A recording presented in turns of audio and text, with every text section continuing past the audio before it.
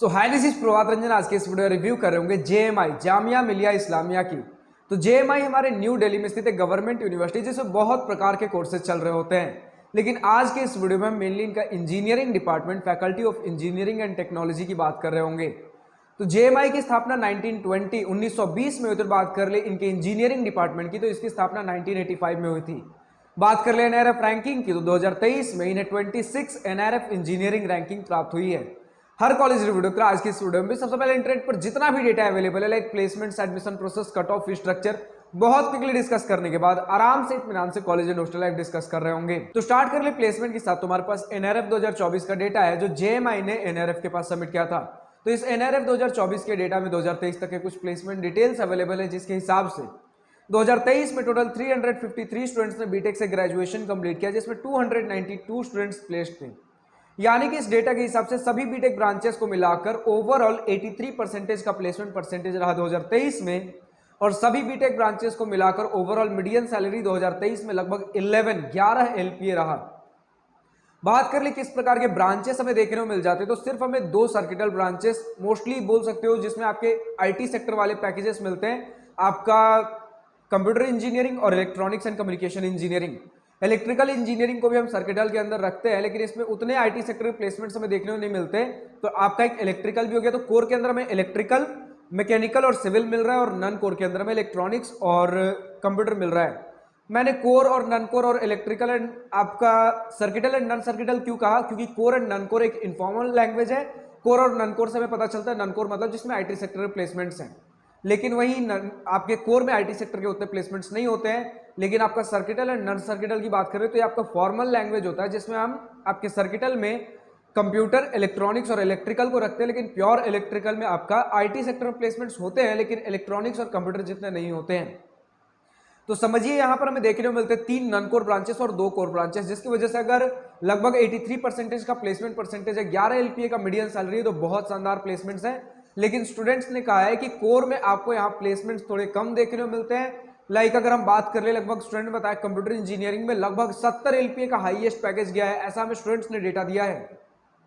इसी के साथ बात कर ले तो जो भी बढ़िया बढ़िया पैकेजेस हमें कंप्यूटर वगैरह जैसे ब्रांचेस में देखने को मिलते हैं, लाइक मैकेनिकल में अगर बात कर ले, थोड़े कोर ब्रांचेस में आ जाएं तो पैकेजेस उतना बढ़िया नहीं है, लेकिन फिर भी कुछ ना कुछ बढ़िया हमें देखने को मिल जाता है। 6 एलपीए का एवरेज पैकेज स्टूडेंट्स ने मैकेनिकल के अंदर भी बताया है, यानी कि एक नॉर्मल इंजीनियरिंग कॉलेज से आपको बढ़िया यहाँ पे भी मैकेनिकल में भी प्लेसमेंट रिकॉर्ड्स देखने को मिल जा रहे होंगे। बात कर ले एडमिशन प्रोसेस की, तो सबसे पहले आप जेईई मेन का एग्जाम दे रहे होंगे, देन जेईई मेन के एग्जाम के रैंक के बेसिस पे आप जेएमआई दिल्ली काउंसलिंग के लिए अप्लाई कर रहे होंगे और उसके थ्रू आपको ब्रांचेस अलॉट हो जा रहे होंगे। बात कर ले कट ऑफ की, तुम्हारे पास JEE main 2023 round 6 closing rank के कट ऑफ के स्क्रीनशॉट लगे हुए हैं फॉर जनरल कैंडिडेट्स। लाइक अगर बात कर लें, आपका कंप्यूटर इंजीनियरिंग क्लोज हुआ था 48,116 रैंक पर, और बाकी सारे ब्रांचेस की देख ही पा रहे हो।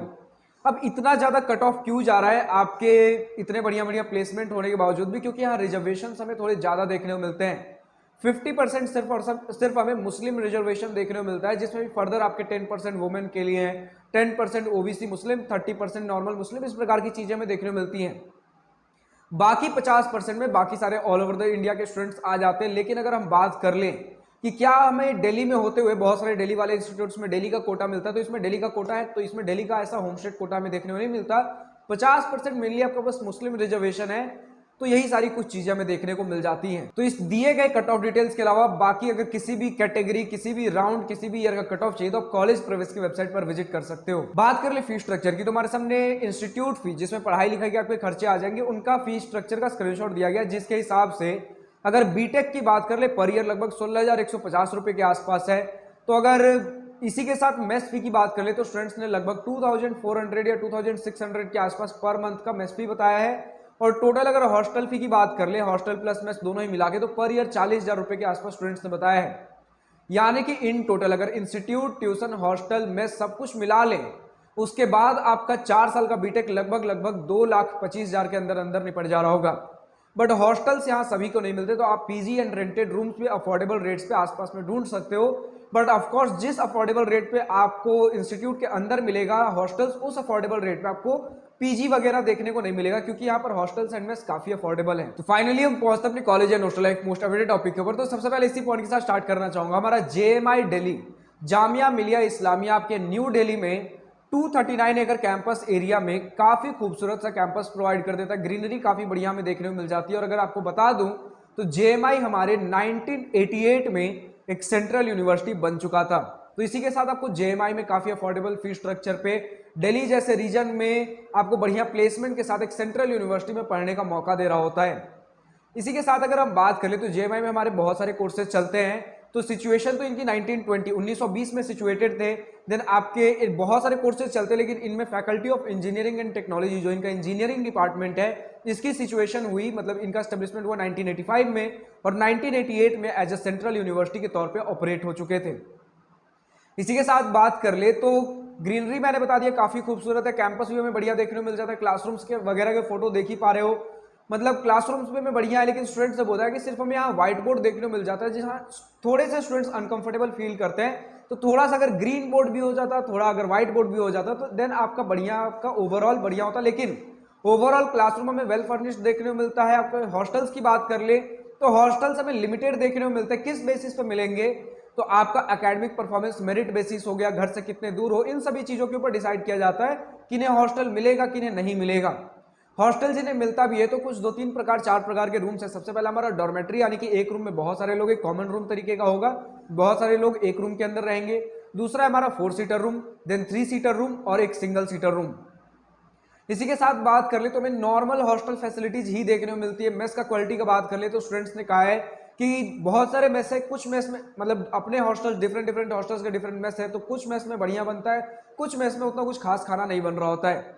यानी कि एक मिक्स्ड ओपिनियन आया। लेकिन अगर हम बात कर ले एक ऐसा इंस्टीट्यूट जिसमें इंजीनियरिंग के अंदर 26 एनआरएफ इंजीनियरिंग प्राप्त है, तो इंस्टीट्यूट काफी शानदार होने वाला, काफी लाजवाब है। इसी के साथ बात कर ले हमारे events, fest, student life, college life कैसा है, तो लगभग हर प्रकार के फैसिलिटीज आपको देखने को मिल जाएंगे। एक समझिए सेंट्रल यूनिवर्सिटी है सबसे पहले तो, ऊपर से एनआरएफ इंजीनियरिंग रैंकिंग भी 26, इतना पुराना हमारा एल्यूमिनाई नेटवर्क इतना बढ़िया है, ग्रीनरी बढ़िया देखने को मिल रहा है, तो लगभग फैसिलिटीज हर प्रकार की देखने को मिल जाएंगी।